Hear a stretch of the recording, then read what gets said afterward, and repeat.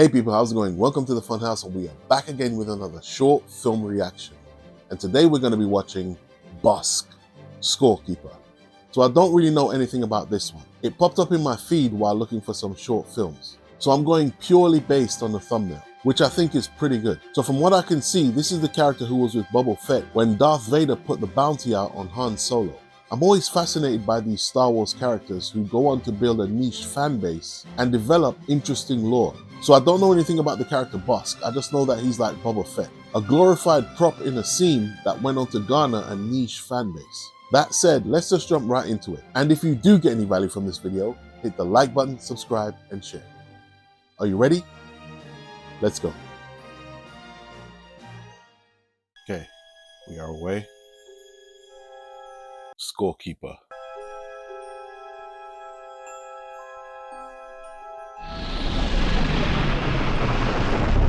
Okay. Interesting ship. Have I ever seen one of those before? Green team, push in! Target's at the center of the upper level! Dak, take the catwalk! The asset is keeping us in the west bunker. Let's save that Wookiee. On the move.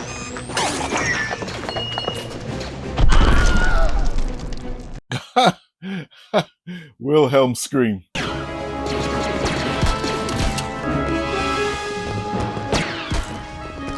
We're pinned down.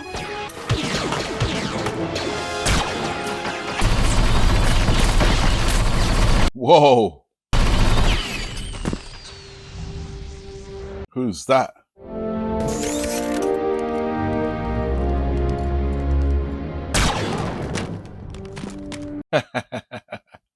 Nice. Nice work. Great plan, Major. Always good to have the high ground. With the beacon. Nice. That doesn't look like a Wookiee. No, I'm not a Wookiee. I'm the one pinging you. I need help to get out of here. Clearly. Very cool set, by the way. I wonder if it's a paintball set. I'm a doctor. With a drop leg holster? Yeah, I don't believe her. Now hand me a blaster, and let's get out of here. All right, Doc. Do it. What? Why? I know the planetary network. Ah, good. Don't get yourself killed. Is that one from Darth Maul's species? Someone shave our Wookiee?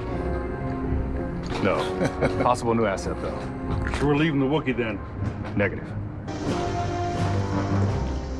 You went off this rock. Keep up. You fall behind, you're on your own. Dak, scratch this up. Why does that remind me of Predator? You're far behind, you're on your own. Always have to be a Griffin Forest. What?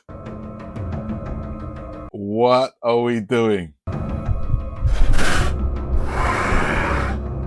Why does that look like Predator?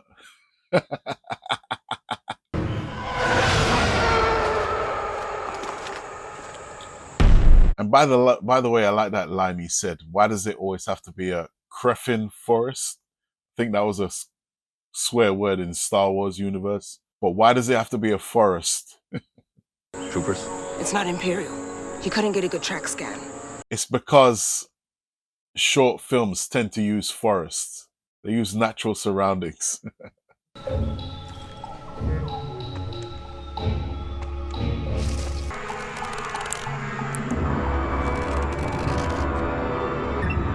Major, you're gonna want to come take a look at this. Did you find the Wookiee? I can't tell. Dude. Is this? Stand there. Bro, they're doing a... They're doing a take on Predator, but with Star Wars. Oh no. Oh, that's why he has that gun. Major!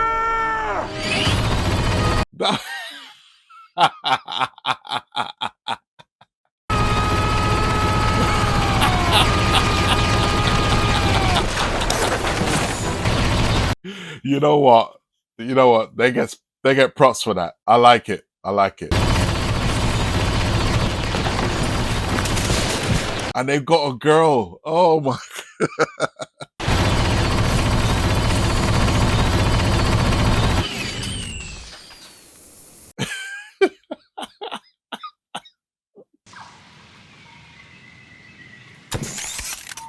They've got a girl prisoner just like Predator. Dioxys! You're dead! Dak! Dak! Get her up, get to the ship! I've got Dak. She's the asset now.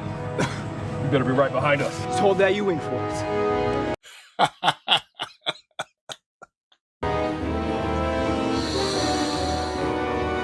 Okay, so two references there.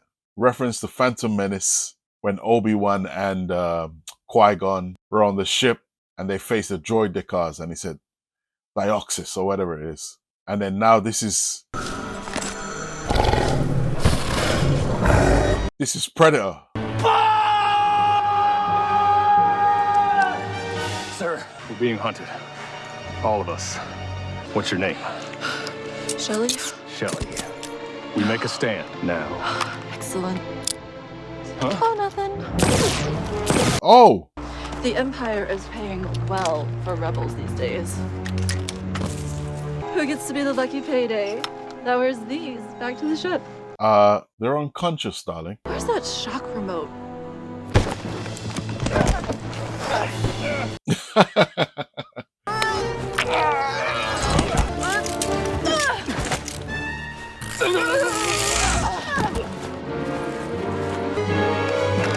Enough of this Imperial scum! Oh!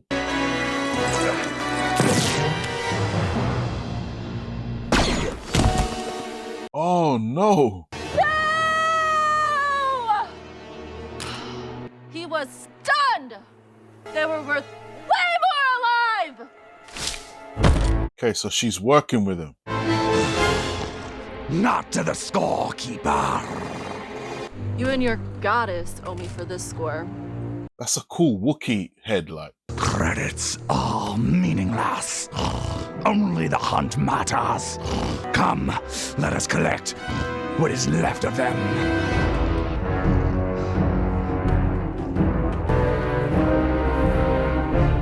Did she look at us or did she look at the body? And so even at the beginning, when we saw that ship, that was like at the beginning of Predator. When Predator, the ship flew by Earth and dropped off the... That's so cool. Major props. Ah! No, they didn't. No, they didn't. No, they didn't.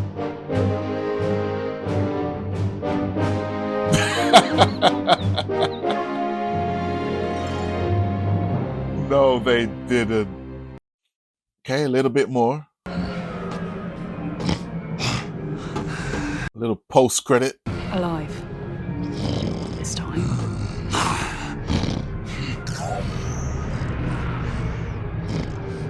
Who is it? Who is it? BOSSK. I hear some fool is accusing you of being the best. Boba! You son of a cloner! They said it. I hear some fool is accusing you of being the best. Oh my God. These guys, man. Well done, well done, well done. You know what? This is actually up there as one of the best Star Wars fan films that I've seen. That's really cool. Scorekeeper. Okay, people, and that was BOSSK, Scorekeeper. Now, out of all the Star Wars fan films I've seen so far, I would say Darth Maul Apprentice is the best. But this one has a charm that I can relate to specifically. There's a tongue-in-cheek swagger about it.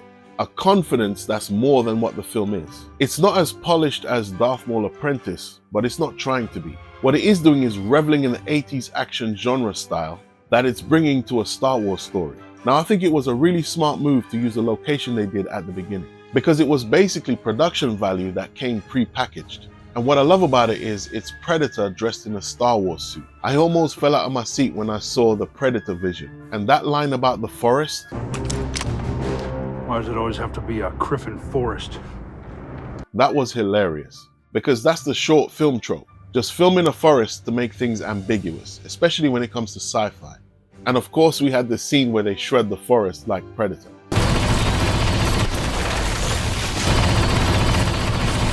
I also like the twist, the fact that they all died and the girl, the prisoner, was actually a bounty hunter. Now that was a smart move because the charm of the film is seeing the overstated inspiration of Predator driving the story. But then in the final act it distinguishes itself with that twist. Now overall it felt like a B movie. The actors felt like they weren't classically trained, but they were just starting out, or they were friends of the filmmakers who had enough charisma to bring something to the collaboration. And that's what I like about it.